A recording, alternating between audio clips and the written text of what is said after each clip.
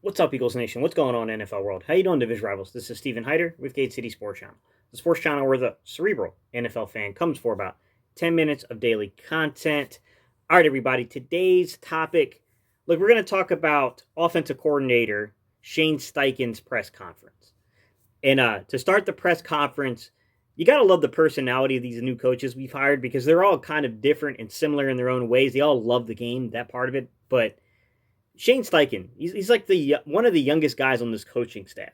But go to the clip, and I don't know if there's some kind of blur obstruction on the screen he's looking at, but I mean, why is my 36-year-old coach up here looking like he's 70 years old driving on the interstate? It was definitely like, what are you doing, man? Time. Appreciate it. Excited to be here. It's a funny moment. Personality wise, what I'll say about Shane Steichen, the way he struck me as, the first time I've really got an opportunity to hear him talk as an Eagle is he seems to be a little bit more serious of a character compared to Siri, who's he's serious but a little bit more excitable in the personality wise, and then Jonathan Gannon, who's a little bit more kind of like the pumped up kind of. He feels like the guy that's going to really rally the troops type to me. Steichen seemed like the more serious, like you know what I mean, like studious film kind of guy. I broke this up into like kind of four categories or even five categories of how the questions got asked. They asked him about scheme. They asked him about his coaching experience, all that kind of stuff. They asked him about quarterback and the quarterback play, stuff like that. They asked him about, more kind of continuation of scheme, but getting into the running backs. So then they asked him about the screen game and running backs and the fits, the feels, the coaching, all that kind of stuff, guys. That was the third kind of falling out here. Then Ed Kratz hit him up with a question about O-line play and what he saw from the offensive line. And then he rounded it out with Chris Franklin and E.J. Smith asking about the wide receiver play, and in particular, Jalen Reagor and Devonta Smith. So let's get into the first part of it. They ask him basically, Zach Berman does, ask him about how he got into coaching, right? Going back to his time at UNLV as a player, like at what moment did you realize you wanted to be a coach? A couple of quotes stuck out to me that this young man said. To begin with, guys, he kind of talks about how he's always wanted to be a coach. I always kind of wanted to coach. And then he talks about kind of like he's been surrounded by great coaches from high school all the way up to college, and those guys rubbed off on him. They pause. Those guys, you know what I mean, like influenced him and made him really like the idea of coaching. But at the same time, he also said that look, he's always enjoyed the schematic part of coaching. Really enjoyed the scheme part of it, being in meetings and doing all that. That was terrific. So, I mean, that was interesting to kind of get the background of this is a guy that clearly, he's always been a coach deep down inside of him. And then also, in addition to always have being a coach, he's the scheme guy. He's a guy that loves scheme. For lack of better terms, guys, he's the Doug Peterson guy, the guy that likes to focus on scheme. I'm not saying he's Doug, guys, chill. But you guys get what I'm saying here about that. Some other things I heard from the press conferences is they were trying to like narrow him down on like what did you learn? So Mike McKay asked a really good question like, hey, what were the lessons you learned as a first year like offensive coordinator, like your time in Los Angeles with the Chargers? And I thought it was an interesting question because he really has like about a year and a half of experience, but at the same time, like I get where they're going with the question. I understand why they're asking him, the question, and it's a really good question. Hey, Shane, wanted to ask you, how much of a learning lesson was last year for you?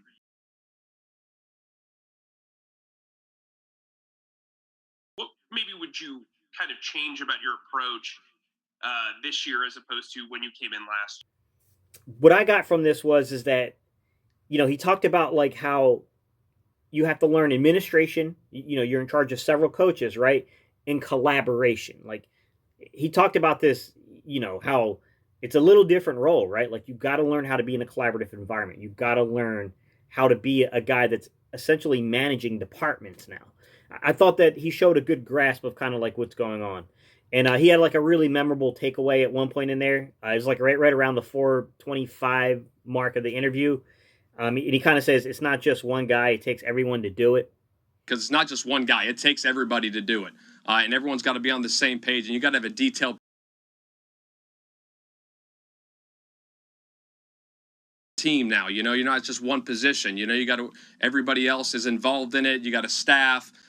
I mean, you can see he has a grasp on the situation. He has a grasp on what's happening. You know, some other things I saw here is like John McMullen asked him about scheme, and he says a whole lot without saying anything at all about the scheme, which you expect, guys. He's not going to tip you off to a bunch of stuff about scheme. Like, you can't tell your opponents exactly what you're going to do, right? But I mean, some of the things you could take away from this What are is he some talks about being similarities multiple. you share with You know, Nick he kind of Sirianni? threw in What are this some this aspect differences of this idea in of being terms of multiple building in the this offense. offense? And then I thought that Dave Sangaro followed up with a really good question, which is he asked him, "How is this system going to be different? Like, what are the similarities and what are the differences between what you're going to bring and basically like what Nick Sirianni's going to bring?" I thought that was an excellent question by Dave Sangaro. He's talking about like the way their philosophies align about offense.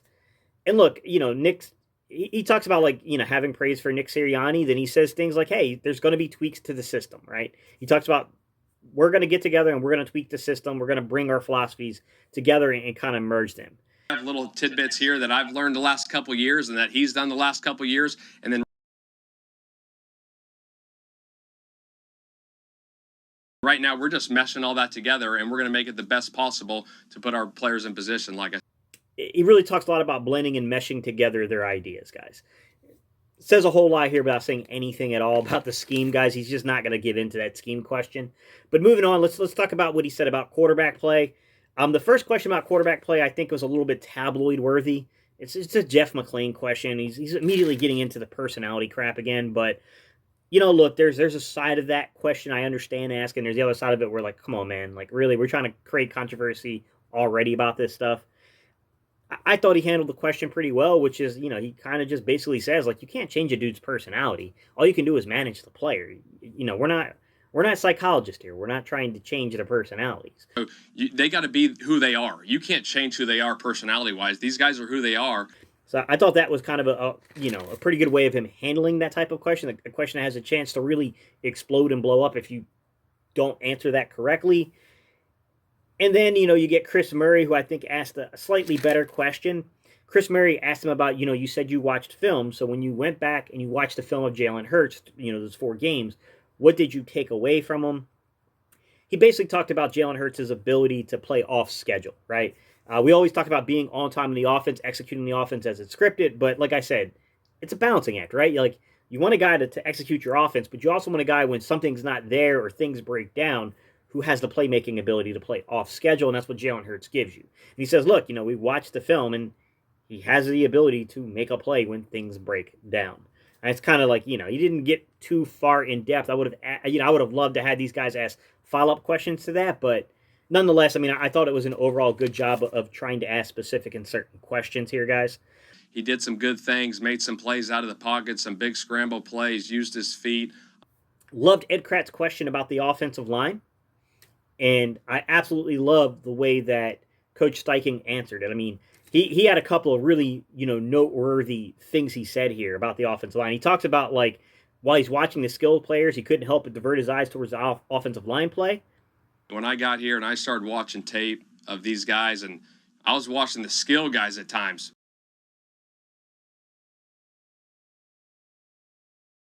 But my eyes would go to the offensive line. And it speaks well, right? That makes you think like, man, they're really excited to work with this offensive line. There's no doubt about it. And then he talks about once he got them on the field this week, he says, look, man, just watching these guys, you can see that they're a tight-knit group. And even just being out there with them, just watching these guys communicate, you can see how tight they are.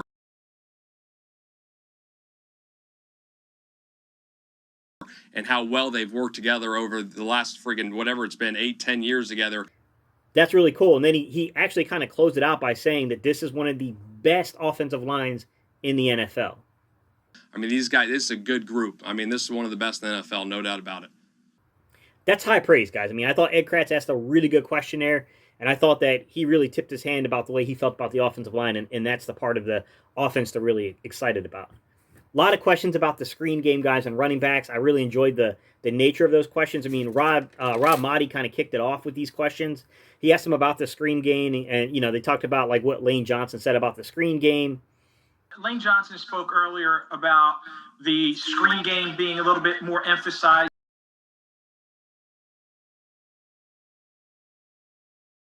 in the offensive system and the play action, setting up the pass. How important are both of those principles? Look, he just basically said, like, yeah, we're going to implement screen game stuff. You know, we know that they had Austin Eckler with the Chargers, and, like, Steichen has worked with him before. Like, we know that the screen game is going to be a part of it. But he also said, like, guys, it depends on the matchup. Like, it depends on your opposition and what they do well and what they don't do well. What's your opponent, who you're playing, what do they do on defense? What are the coverage techniques? What's the fronts they're playing?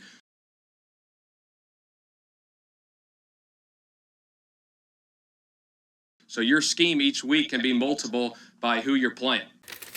Which is that's true, guys. Like, you know, he's not saying a whole lot, but at the same time saying a lot.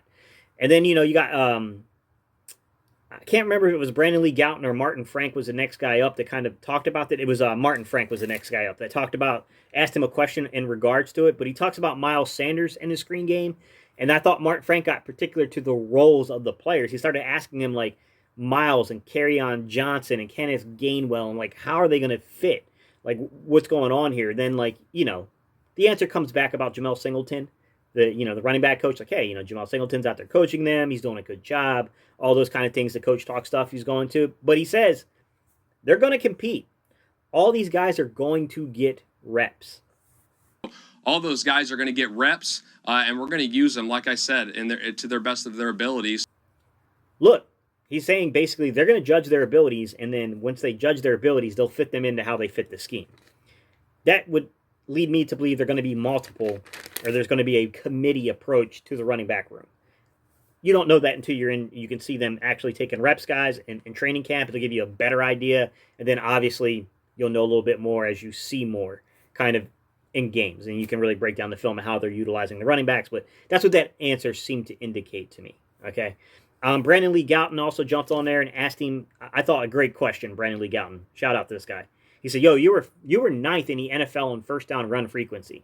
Can we expect that will be a component of the Philadelphia Eagles offense coming up? Right? How many times are we going to come out there and run the ball to set us up for better or more favorable second and third downs? That's what he's getting to.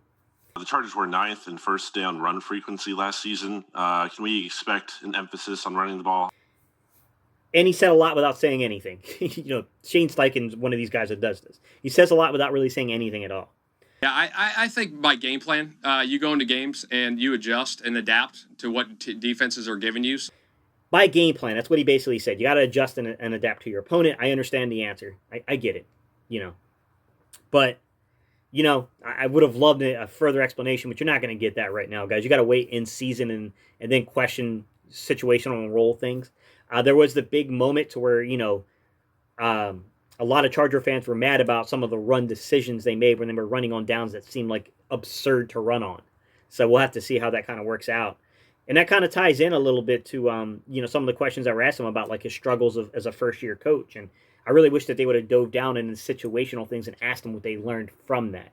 We didn't get that, but I still think these guys did a fairly good job asking questions, guys. Last but not least, they went out there to the receiver groups. You had Chris Franklin and E.J. Smith that ended the conversation, ended the interview, if you will, and I thought both of these guys did a good job asking questions. Chris Franklin was basically asking about the young receivers and, like, how do you make the offense a little simpler for them to understand? And what I thought he said is, like, you got to develop the guys. He put the onus on the coaching staff. He said, Aaron Moorhead's doing a good job, but we got to develop these guys. Like, you know, it's about honing in on the details and the fundamentals of playing the position. And really honing in on the details and the fundamentals and the technique of the position to make them successful. He basically says, if we can't do that, we're failing as coaches. So I love the way that he kind of took the onus on the coaching staff to say, hey, man, this isn't always just a player problem. Some of this is a coaching problem, and we've got to be better. Love that. That was good to hear a coach actually say that. And then E.J. Smith jumped in with the Jalen Reagor and the Devonta Smith question. Thought it was a good question. I love the way that, you know, Coach Sirianni explained, or not Coach, I'm sorry. I love the way that offensive coordinator Shane Steichen explained it. He's basically said with Jalen Reagor is kind of a guy that you create offense for, right? This is a guy you create. Remember, I told you there's two types. There are people who can create their own offense and people you got to create offense for. He's saying, look, Jalen Reagor's a guy you create offense for, and he's a big play home run hitter type, you know, guy, and that we feel like there's explosive plays there. He also said something that caught my attention too, guys. I don't know if you caught on to this. And this is the role I told you guys about with Jalen Reagor, and it's nice to hear him see the same thing on film. Yak guy. He called him a yak guy. I see that too, and that's what I was thinking too. That's why I think you create the offense for Rager. But his explosiveness and his ability to catch and get yak, it's awesome. So, but then when he talked about Devonta Smith, I love the fact that he talked about his release off the line of scrimmage. That's what he means by the first step. He's talking about how great this kid is at the release off the line of scrimmage. His first step off the line of scrimmage and his smoothness coming in and out of breaks, I mean, it's unbelievable. And then he talked about his ability to kind of sink his hips and add that smooth kind of breaks coming in and out of, or smooth kind of transition in and out of breaks. I mean, look, he's a talented guy. Devonta Smith is a really good route runner, and I think there's going to be a lot of expectations here. It seems like to me this coaching staff really expects a lot of production out of those two guys in particular. I would have liked to have heard a little bit more on guys like Travis Fulgham and Trayvon Grimes, who's coming in. I would have loved to have heard a little more about those guys and some questions being asked, but you get what you get sometimes, guys. All right, y'all, don't forget, if you want to support the channel, you can buy me a cup of coffee. Links in the description below. Don't forget to like and comment on the video, guys. It's what spikes the algorithm, gets us in front of other people. And last but not least, if you're not subscribed to the channel, I'd love to have you subscribe. Got to hit the subscribe button down below, guys. All right, y'all. I appreciate y'all's time and attention. I'll see y'all on the next video.